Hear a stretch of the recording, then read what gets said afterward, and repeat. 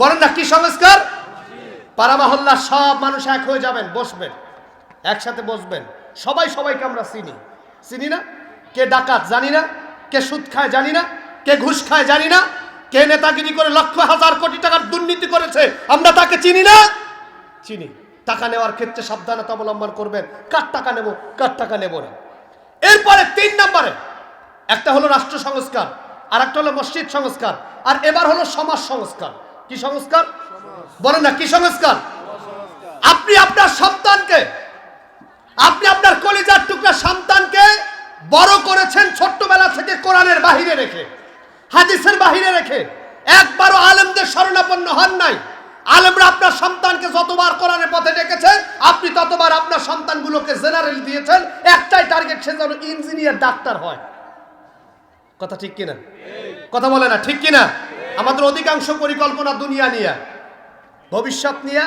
আমাদের খালি পরিকল্পনা 1 বছর 2 বছর 5 বছর 10 বছর 20 বছরের সামনে ভবিষ্যৎ। আল্লাহ বলছেন ভবিষ্যৎ নিয়ে পরিকল্পনা করা আমার সুন্নত। একটু জোরে বলেন সুবহানাল্লাহ। ভবিষ্যৎ নিয়ে পরিকল্পনা করা কার সুন্নত? একটু সবাই বলেন কার সুন্নত? আল্লাহর সুন্নত। কিভাবে? আমরা এই পৃথিবীতে আসার পরে আল্লাহ তাআলা আমাদের জীবনের পর আরেকটা জীবন যে আছে, সেই জীবনে জান্নাতের ভবিষ্যৎ পরিকল্পনা করে রেখেছেন। একটু জোরে বলেন না সুবহানাল্লাহ। তাহলে আপনাদেরকেও ভবিষ্যৎ পরিকল্পনার কারণে আমরা অনেকে বলি যে ভাই আমার টাকা আছে, এর জন্য আমরা অমুককে টাকার ব্যবস্থা করে দেই, অমুকরে খাওয়াই, অমুকরে পড়াই। অথচ আল্লাহ বলেছেন অমিম্মা রাযাকনাহুম ইউনফিকুন। আল্লাহ বলছেন রিজিক তো আমার পক্ষ থেকে আসে, আর সেটা বন্টিত হয়। এই যে আমি মাসুম বিল্লাহ আজকে যে বাসায় খাবার খেয়েছি, ওখানে আমার রিজিক ছিল, ওনার কোনো ক্রেডিট নাই। ওনার কি নাই? বলেন না ওনার কি নাই? আপনি যদি কাউকে খাওয়ান, আপনার কোনো ক্রেডিট নাই, ওই রিজিক তার জন্য বরাদ্দ ছিল, আল্লাহ আপনার ওসিলায় খাওয়াইছে। সুবহানাল্লাহ বলবেন না? আল্লাহর টেন্ডেন্সিটি, আল্লাহর মাইন্ড অনেক উপরে, অনেক উচ্চতায়। তিনি তো রব, তিনি রব্বি আল্লাহ, তিনি সৃষ্টিকর্তা, তিনি প্রভু, তিনি অভিভাবক, তিনি সবকিছু দেখেন, অবজার্ভ করেন। আজকে তাকে বাদ দিয়ে আমরা তাগুতের গোলামি শুরু করেছি, আমরা তাকে বাদ দিয়ে আমরা অন্য পথে হাঁটা শুরু করছি। আল্লাহ বলছেন জান্নাতে আয়, আর আমরা সব জাহান্নামের দিকে দৌড়াইতেছি। কিসের দিকে দৌড়াইতেছি? বলেন না কিসের দিকে দৌড়াচ্ছি? এই যে আমরা যত হুজুরেরা যে মাহফিল করি, ওয়াজ করি, কথা বলি আপনাদের জন্য, এই আলেমরা সব, এই যে মাদ্রাসা মসজিদ যা কিছু দেখেন, এক হুজুররা আপনি পাবেন না সে বলে যে আসেন জাহান্নামের দিকে যাই। বলে নাকি? বলেন না বলে নাকি? তাদের একটাই টার্গেট আপনাকে জান্নাতে নেওয়া। যে যেই দলের হুজুর হোক, সবাই তার তার জায়গা থেকে বলে আসো ভাই এই পথে আসলে জান্নাতে যেতে পারবা। একটু জোরে বলেন না সুবহানাল্লাহ। আর একটু জোরে বলেন সুবহানাল্লাহ। আর যাদের পিছনে আপনারা দৌড়াচ্ছেন, আজকে যাদের পিছনে আপনারা সমাজের দায়িত্ব দিচ্ছেন, সমাজের চেয়ারম্যান মেম্বার যাদেরকে বানাচ্ছেন, একবার একটু দেখেন না, সেও নামাজ পড়ে না, কর্মীও নামাজ পড়ে না, যারা ভোট দিয়েছে তারাও নামাজ পড়ে না। আর ভোট তো এখন ভোট নাই, ভোট হয়ে গেছে একটা ছেলে খেলা। আগে তো এই কয় বছর তো ভোটই হইতো না, সব রাত্রেবেলা হয়ে যেত। সুবহানাল্লাহ। আর এখন আবার ভোট, আপনারা একটা গরু, একটা ছাগল, মাইন্ড করিয়েন না, একটা গরুর দাম মিনিমাম 1 লাখ, 1,20,000, 1,30,000, এর নিচে গরু পাওয়া যায় না। কুরবানির গরু পাওয়া যায়?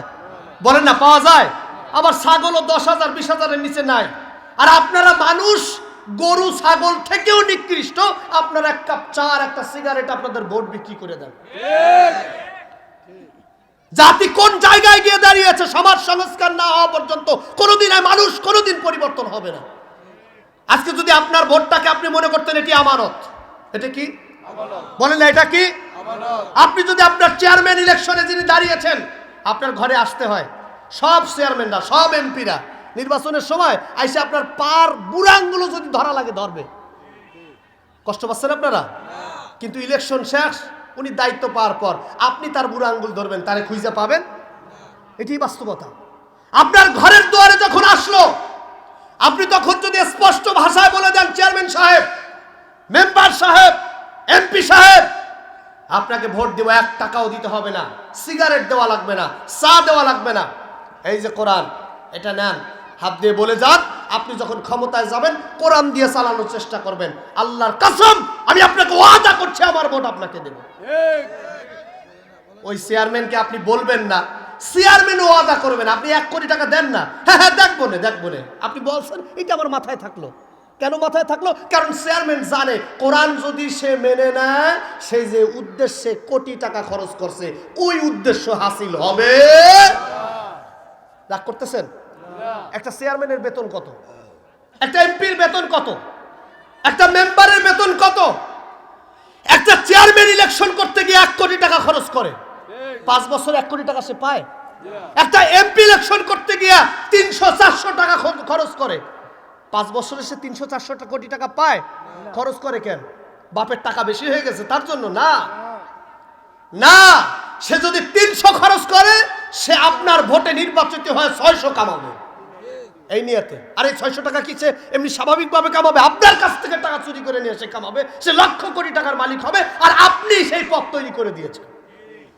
সুতরাং আপনার ভোট হলো আমানত। আপনার ভোট কি? বলেন না, আপনার ভোট কি?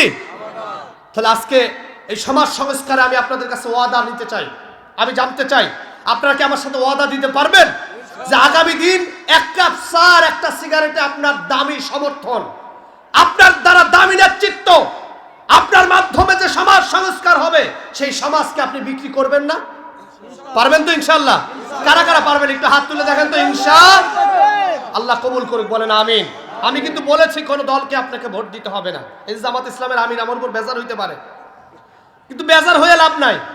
আমার কথা হচ্ছে, আপনি জামাত ইসলামের আমির হয়েও যদি আমার কোরআন না মানেন, আপনার মতো আমিনের আমার কাছে 4 আনার পয়সা ভ্যালু নাই। অন্য যে দলের হোক, কোরআন আছে আমি আছি, কোরআন নাই আপনার আমি চিনি না। রাজি আছি তো? যদি এরকম হয় তাহলে 53 বছরের সমাধান আপনি পাবেন, সংস্কার হবে, সুন্দর একটি সমাজ হবে, সুন্দর একটি রাষ্ট্র হবে, আপনারা প্রত্যেক ব্যক্তি সুফল পাবেন। আর যদি সেটা না করেন, কোনোদিনও সুফলতা আসবে। যেটা বলছিলাম, তাহলে সমাজ সংস্কার হওয়া দরকার। 1 নম্বরে ভোট দিয়া।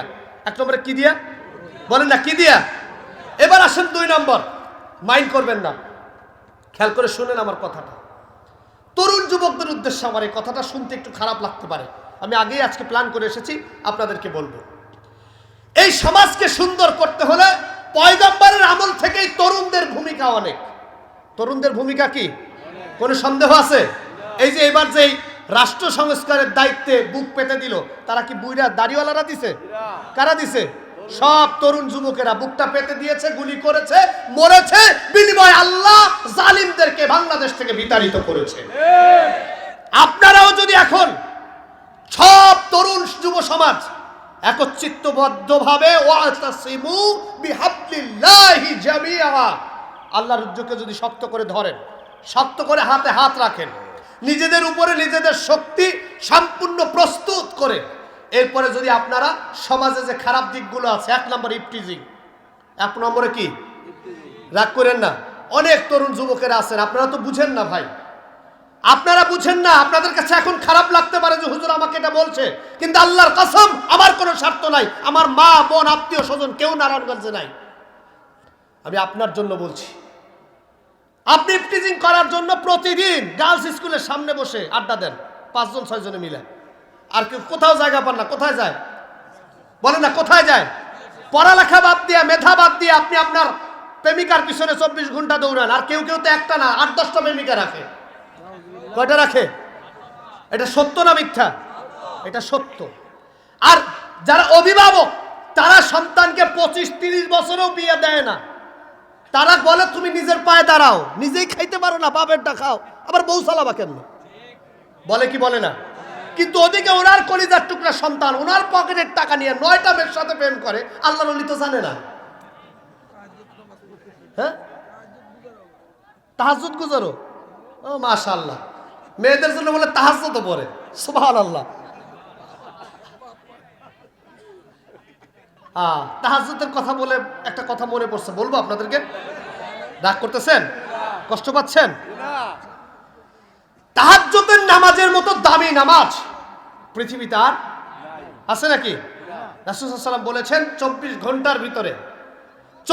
ঘন্টার ভিতরে একটা টাইম আল্লাহ তাআলা আরশে আজিম থেকে প্রথম আসমানে আসেন।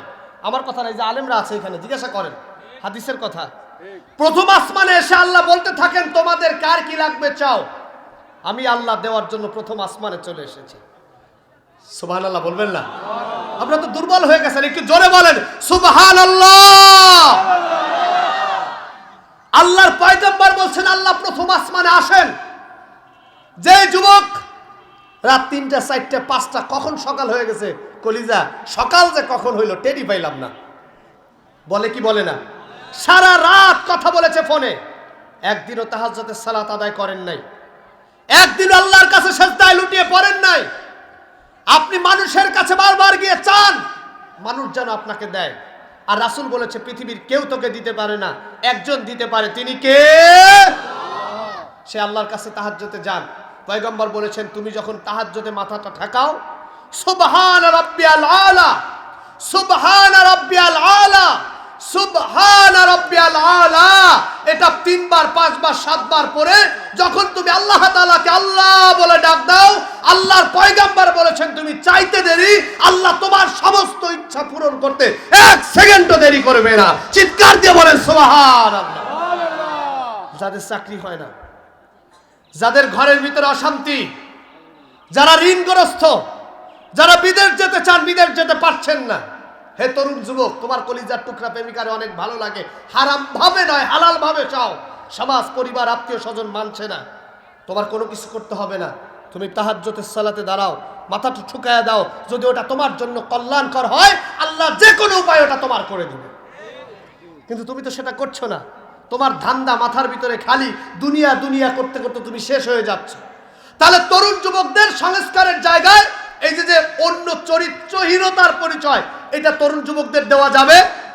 আপনাকে কিন্তু মনে রাখতে হবে, আপনি যদি কোনো মেয়ের সাথে দুষ্টুমি করেন, ফাজলিমি করেন, আপনার কিন্তু বিবাহের সময় আপনার যিনি আসবেন উনি ওইরকম সাইজেই আসবেন। এটা কোরআনের কথা। কিসের কথা বলেন না? কিসের কথা? যদি কেউ তওবা করে ফিরে আসে, হাদিসের ভাষা কত চমৎকার, যদি কেউ তওবা করে ফিরে আসে, রাসূল সাল্লাল্লাহু আলাইহি ওয়াসাল্লাম তো আগেই বলেছেন কুল্লু বানি আদম খত্তাউন ও খয়রুল খত্তাইন আত-তাওয়াবুন। একটু জোরে বলেন সুবহানাল্লাহ। আল্লাহর পয়গম্বর বলছেন শোনো, কুল্লু বানি আদম, এই দুনিয়ায় সকল বনি আদম অর্থাৎ আদমের যারা সন্তান, সকল সন্তান, খত্তাউন ও খয়রুল খত্তাইন আত-তাওয়াবুন, যারা অপরাধ করে, ভুল করে, অতঃপর অপরাধ থেকে যারা ফিরে আসে, অনুচিত হয়, তওবা করে, তারা যদি আল্লাহর কাছে পরিপক্কভাবে তওবা করে ফিরে আসে, আল্লাহর চরিত্র হলো ফাগফিরা লাহু, আল্লাহ তাদের জীবনের সমস্ত গুনাহগুলো মাফ করে দেন। আপনি যদি ফিরে আসতে পারেন, আপনার জীবনটাকে যদি পরিবর্তন করতে পারেন, এক নতুন বাংলাদেশের স্বপ্ন যদি আপনি দেখতে পারেন, আল্লাহর জাতে সিফাতের কসম করে বলছি পুরো সমাজ পরিবর্তন হয়ে যাবে। আর এই সমাজ পরিবর্তনের জন্য আপনাদের তরুণদের হাতে হাত রাখতে হবে, ঐক্যবদ্ধ ভূমিকা পালন করতে হবে। আর সেই ভূমিকায় প্রথম টার্গেট হলো এই পুরো সংস্কারের যে কথা বললাম, এই টোটাল সংস্কারের প্রথম টার্গেট হলো কোরআন। প্রথম টার্গেট কি? একটু সবাই বলেন, প্রথম টার্গেট কি? কোরআন যদি আপনি সব জায়গায় আনতে পারেন, রাষ্ট্রে, সমাজে, ব্যক্তি জীবনে, পরিবার জীবনে, মসজিদে, খানকায়, মাদ্রাসায়, তাফসিরুল কোরআন মাহফিলে, সব জায়গায় যদি আপনি কোরআনটাকে আনতে পারেন, তাহলে পুরো গোটা জীবন পরিবর্তন হয়ে যাবে। একটু জোরে বলেন সুবহানাল্লাহ। কোরআন যদি না আনতে পারেন, এগুলোর কোনো লাভ নাই। এই যে এত আন্দোলন, এত সংগ্রাম, এত পরিকল্পনা, আপনারা সব একত্রিত কণ্ঠে হাজার চেষ্টা করেও কোনো লাভ হবে না। তাহলে আমি আপনাদের কাছ থেকে ওয়াদা নিতে চাই, কোরআন আছে যেখানে, ঘুমায় গেছেন আপনারা? আজকে একটু ঘুমের ওয়াজ হয়ে গেছে মনে হয় না? এজন্য তো মনে হচ্ছে ঘুমায় গেছেন। একটু সবাই বলেন, কোরআন আছে যেখানে, রাজি আছি তো ইনশাআল্লাহ? তাহলে কোরআন দিয়ে আমরা জীবন সংস্কার করব, রাষ্ট্র সংস্কার করব, সমাজ সংস্কার করব। কোরআনকে যারা ভালোবেসে বাংলাদেশের দায়িত্ব প্রাপ্ত হবে, কোরআনকে ভালোবেসে যারা জীবনটাকে উৎসর্গ করবে, আমরা তাদেরকে দায়িত্ব দেওয়ার চেষ্টা করব। পুরো বাংলাদেশের চরিত্র আল্লাহ তাআলা পরিবর্তন করে দিবেন। কিন্তু আমরা যদি কোরআনকে বাদ দিয়া সেই আগের মতো গতানুগতিক সিস্টেমে যাই, যারা দুর্নীতি করছে দেখেন, মাইন্ড করিয়েন না, 53 বছর সমাজতন্ত্র চলেছে, গণতন্ত্র চলেছে, বিভিন্ন বাবা, স্বামী, স্ত্রী, মা, সন্তান, কত তন্ত্র চলেছে বাংলাদেশে, কিন্তু সমাজের মানুষের কোনো পরিবর্তন হয় নাই। যত বিপদ সব জনগণের উপরে। কথা বুঝতে পারিনি? হঠাৎ করে পেঁয়াজের কেজি 200 টাকা কেমনে হয়? বলেন না কেমনে হয়? হঠাৎ করে আলুর কেজি 400 টাকা কেমনে হয়? কারণ সিন্ডিকেট করে জনগণের কাছ থেকে চুরি করে ডাকাতি করে খাওয়ার জন্য এরা পরিকল্পিতভাবে বারবার ক্ষমতা দখল করছে। এই ক্ষমতার পালাবদল পরিবর্তন করে এবার বাংলাদেশে আল কোরআনের নেতৃত্বকে আপনাদেরকেই আনতে হবে। আপনাদের শপথ গ্রহণ করতে হবে যে কোনো কিছুর বিনিময় আল্লাহর কোরআন ছাড়া বাংলাদেশের একটা সংবিধান চলতে দেওয়া হবে না। যদি এই শপথ আপনি নিতে পারেন তাহলে আগামীর বাংলাদেশ সফল। আমি স্পষ্ট ভাষায় বলে দিই, কোনো দল মত নির্বিশেষে আমি মাসুম বিল্লাহ। আপনাদের মনে হয় যে আমি এমপি ইলেকশন করব, কোরআন আসলে আমার একটা এমপি পদ দেবে? বিষয়টা এরকম নয়। বিষয়টা হলো কোরআন আসলে আমার জাতি ভালো থাকবে, আমার রাষ্ট্র ভালো থাকবে, চুরি থাকবে না, ডাকাতি থাকবে না, সন্ত্রাসী থাকবে না, সুদ থাকবে না। লক্ষ হাজার কোটি টাকা চুরি করে যারা বেগম পাড়ায় বাড়ি বানিয়েছে, লক্ষ হাজার কোটি টাকা চুরি করে যারা দিল্লিতে চলে গিয়েছে, লক্ষ হাজার কোটি টাকা জনগণের চুষে যারা জনগণকে ঋণী করে দিয়ে গেছে, আল্লাহর কসম আমি এতটুকু আপনাদেরকে ওয়াদা করতে পারি, এমন কোন সমাজ আগামীতে আর তৈরি হবে না। শুধু কোরআন যদি আপনারা সঠিকভাবে আনতে পারেন, কোনো মানুষ চেনার দরকার নাই, উনি হেভিয়েট নেতা, ওনারই ভরতে হবে, এই নাটক বাদ দিয়ে দেন। টার্গেট একটাই, সমাজ সংস্কারের জন্য কি আনতে হবে? একটু সবাই বলেন কি আনতে হবে? আমি আপনাদের কাছে একদম লাস্ট মোমেন্টে জানতে চাই, কোরআন আছে যেখানে, দুই হাত উঁচা করে বলেন, কোরআন আছে যেখানে থাকবেন তো ইনশাআল্লাহ? তরুণ যুবকেরা, আপনাদেরকে দায়িত্ব গ্রহণ করতে হবে কোরআনের। এরপরে দ্বিতীয় স্টেপে এই সমাজ, রাষ্ট্র আর মসজিদ পরিবার সংস্কার করতে হলে লাকাদ কানা লাকুম ফি রাসূলিল্লাহি উসওয়াতুন হাসানা। চিৎকার দিয়ে বলেন সুবহানাল্লাহ।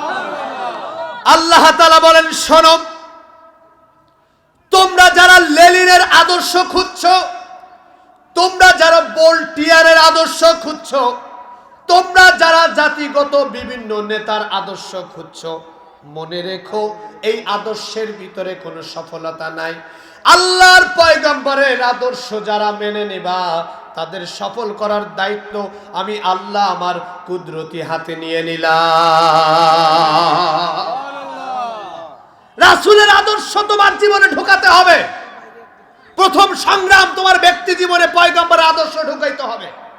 হে তরুণ যুবকেরা, তোমরা যারা আছো তোমাদের ব্যক্তি জীবনে মাইন্ড করিও না, এই যে মাথার চুল, এই যে মাথার চুল, এই তরুণ যুবক এখানে কে আছো আমাকে বলো না একবার, কে আছো? আমি এক চ্যালেঞ্জ করলাম, একজন দাঁড়ায় বলো যে সেলুনে গিয়ে একবার বলেছো যে আমি রাসূলের আদর্শ অনুযায়ী চুল কাটতে চাই।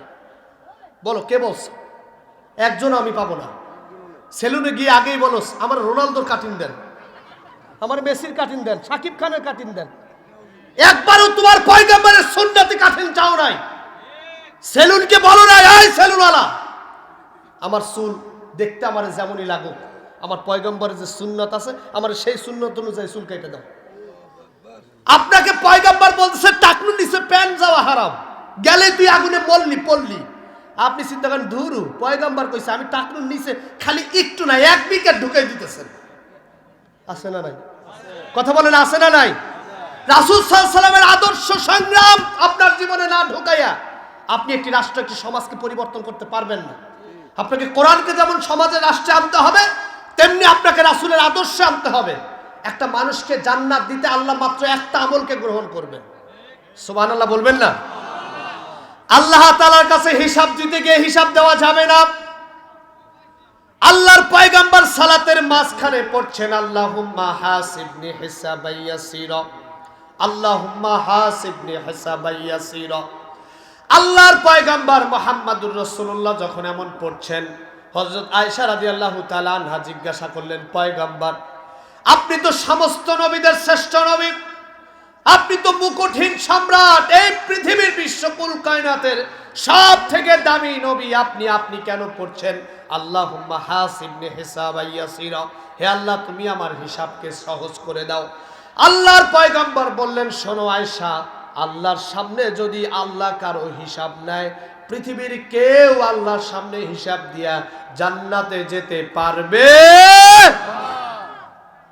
হাদিসের সর্বশেষ শব্দটা বল। আয়েশা রাদিয়াল্লাহু তাআলা অবাক হলেন, লজ্জিত হলেন, প্রকম্পিত হলেন, ভয় পেলেন। আল্লাহ রাসূল মুস্কি হাসি দিলেন। একটু জোরে বলেন সুবহানাল্লাহ। পয়গম্বর কিভাবে হাসে? পয়গম্বর কিভাবে হাসতেন? মুস্কি হাসতেন। তুমি যুবক, আজ পর্যন্ত মুস্কি হাসার চেষ্টাই করো নাই। তুমি একবার ভাবো নাই যেটা আমার পয়গম্বরের সুন্নাত। তুমি আদর্শ গ্রহণ করো নাই। তোমার জীবনটা সফল হবে কেমনে? তোমার কাছে মনে হয় তুমি সফল, কিন্তু বাস্তবে তুমি ব্যর্থ। বাস্তবে তুমি কি বলেন না? বাস্তবে তুমি কি? পয়গম্বর মুস্কি হাসিয়ে বলেন, আয়েশা তুমি ভয় পাচ্ছ কেন, চিন্তা করছো কেন? তোমার আমার যিনি রব, একটু জোরে বলেন সুবহানাল্লাহ। তোমার আমার যিনি রব, তিনি হিসাব দিয়ে জান্নাতে নেন না। আল্লাহ তাআলা কোন বান্দাকে যদি জান্নাতে নিতে চান, একটা আমলকে পরিপক্ক করে আল্লাহ তাআলা তাকে জান্নাত দিয়ে দেন। তাহলে তুমি যদি রাসূলের সুন্নাত একটা, এমনি তো হাদিসের ভিতরে আছে, কেউ যদি পয়গম্বরের একটি মৃত্যু সুন্নাতকে জিন্দা করে, মৃত্যু সুন্নাতকে কি করে বলেন না? মৃত্যু সুন্নাতকে কি করে? এই যে চুল কাটা, রাসূল সাল্লামের সুন্নতের আদর্শের স্টাইল, এটা কিন্তু একটা মৃত্যু সুন্নত। এটা হুজুরেরা কয়েকজন কাটে, তাও সবাই না। আমরা হুজুরেরা তো এখন স্মার্টের ঠেলায় চুলও উল্টা সিধা কাটা শুরু করছে। মাইন্ড করতেছেন আপনারা? তো একটা সুন্নাতকে যদি তুমি চিন্তা করতে পারো, পয়গম্বর বলছেন তুমি কিয়ামতের ময়দানে আমি মুহাম্মদুর রাসূলুল্লাহ সাল্লাল্লাহু আলাইহি সাল্লামের সাথে জান্নাতে যাবা। তাহলে লাকাদ কানা লাকুম ফি রাসূলিল্লাহি উসওয়াতুন হাসানা। আপনাকে আল্লাহর পয়গম্বরের আদর্শ ধরতে হবে, আল্লাহর পয়গম্বরের আদর্শ। তাহলে এই পুরো বাংলাদেশকে সংস্কারের জন্য, নিজেকে সংস্কারের জন্য প্রথমে লাগবে কি? কোরআন। প্রথমে কি লাগবে? একটু সবাই বলেন কি লাগবে? আর 2 নম্বর হলো রাসূল সাল্লাল্লাহু আলাইহি ওয়াসাল্লামের আদর্শ। আবার পয়গম্বরের আদর্শের সামনে আরেকজনের আদর্শ মিলে গেছে, আরেকজনের আদর্শ এন্টি হয়ে গেছে। আমি আদর্শ মানবো কার? বলেন না কার? অথচ আমার দেশে দেখা যায় উল্টা। রাসূল সাল্লাল্লাহু আলাইহি ওয়াসাল্লামের আদর্শের সামনে নেতার আদর্শ বেঁধে গেছে। রাসূল সাল্লাল্লাহু আলাইহি ওয়াসাল্লামের আদর্শ মানবে না, নেতার আদর্শ মানবে। এমন বেয়াদব কুলাঙ্গার অথর্ব জানোয়ার আপনার আমার বাংলাদেশে আছে না? না আজকে কথা বললেই আমাদেরকে বলে, এই যে কয়দিন ধরে দেখলাম যে মাহফিলে নতুন নতুন বাধা আসতেছে। কি হুজুর রাজনীতি নিয়ে কথা বলেন না? বেকুবের বাচ্চা বেকুব, তো 14 গোষ্ঠী বেকুব। তুই রাজনীতি বুঝিস? তোর রাজনীতি করতে কে বলেছে? গোটা কোরআনই আল্লাহ রাজনীতি দিয়ে ভরে দিয়েছেন। রাজ্যের কথা, রাষ্ট্রের কথা, মানুষের কথা, মানবতার কথা, ব্যক্তির কথা, রাষ্ট্র কিভাবে পরিচালিত হবে, সমাজ কিভাবে পরিচালিত হবে, রাষ্ট্রের দায়িত্বে কারা যাবে, কারা রাষ্ট্রকে পরিচালনা করবে, টোটাল কথা আল্লাহ কোরআনে নোট আর কোট করে দিয়েছে। অথচ কোরআনের কথা বলতে গেলে আগের দলরাও বলতো রাজনীতি করেন না, এখনো বলে রাজনীতি করেন না। তাহলে আপনারা আমাদেরকে বলেন আমরা চুরি পরে ঘরের ভিতর বসে থাকি। আল্লাহ মাফ করুক, বলেন আমিন। আরো জোরে বলুন আমিন। এই বিপদ থেকে আল্লাহ তাআলা আমার বাংলাদেশকে হেফাজত করুক। তাহলে কোরআন দিয়া আর রাসূল সাল্লাল্লাহু আলাইহি ওয়াসাল্লামের আদর্শ দিয়া আপনারা যারা তরুণ যুবকেরা আছেন, একটি নতুন বাংলাদেশ পরিবর্তনের চেষ্টা করবেন তো? একটু বলেন করবেন তো? আপনারা চেষ্টা করলেই বাংলাদেশ বদলে যাবে। আপনারা চেষ্টা করলেই নতুন বাংলাদেশ তার প্রাণ ফিরে পাবে। আপনারা চেষ্টা করলেই কোরআন বাংলাদেশের সংসদে আসা সম্ভব। কিন্তু আপনারা যদি চেষ্টা না করেন, আপনারা যদি সেই আগের গোয়ালের গরুর মতো পিছনে দৌড় দেন, বিশ্বাস করেন এক তাগুতকে সরাইয়া আর এক তাগুতকে বসাইয়া যদি বাংলাদেশ পরিচালনার চেষ্টা করেন, আগামীর বাংলাদেশ যে অন্ধকার আর কালো মেঘাচ্ছন্ন হবে, আগামী 50 বছরেও সেই বাংলাদেশ আর আলোর দিশা খুঁজে পাবে না। এর জন্য সকলে ঐক্যবদ্ধভাবে হাতে হাত রেখে শপথ করতে চাই, আগামীর বাংলাদেশ ইসলামের বাংলাদেশ হোক। বলেন আমিন। আগামীর বাংলাদেশ কোরআনের বাংলাদেশ হোক। বলেন আমিন। আগামীর বাংলাদেশ আমার পয়গম্বর মুহাম্মদুর রাসূলুল্লাহ সাল্লাল্লাহু আলাইহি সাল্লামের আদর্শের বাংলাদেশ হোক। চিৎকার দিয়ে বলেন আমিন। তাহলে আজকে টোটাল কথা, হুজুর আসতেছে? হুজুরকে ফোন দিয়েছেন? 10টা তো টাইম শেষ হয়ে গেছে, আসতে বলেন। তো যেটা বলছিলাম, তাহলে আমরা গোটা সমাজ, রাষ্ট্র এবং ব্যক্তি জীবনকে সংস্কার করার জন্য আমাদের আজকের মূল টার্গেট, থিম প্ল্যান হলো কোরআন আর রাসূল সাল্লাল্লাহু আলাইহি ওয়াসাল্লামের আদর্শ। মনে থাকবে তো? বলেন মনে থাকবে তো? আল্লাহ কবুল করুক। আপনাদেরকে আমি সর্বশেষ একটা অ্যাডভাইস দিয়ে আমার আলোচনা শেষ করব। আপনারা যারা এখানে উপস্থিত হয়েছেন, নেভার মাইন্ড, আপনারা কি জান্নাতে যেতে চান না? একটু বলেন না, কে কে জান্নাতে যেতে চাই না? হাত উঁচা করেন। হুজুর কিছু হাত ভুলে উঠে গেছে। কিসে হাত কিসে উঠে গেছে? আচ্ছা, কে কে জান্নাতে যেতে চাই? হাত উঁচা করেন। আলহামদুলিল্লাহ, আলহামদুলিল্লাহ, বলেন আলহামদুলিল্লাহ। হাত নামান। এবার আমি আপনাদের কাছে জানতে চাই,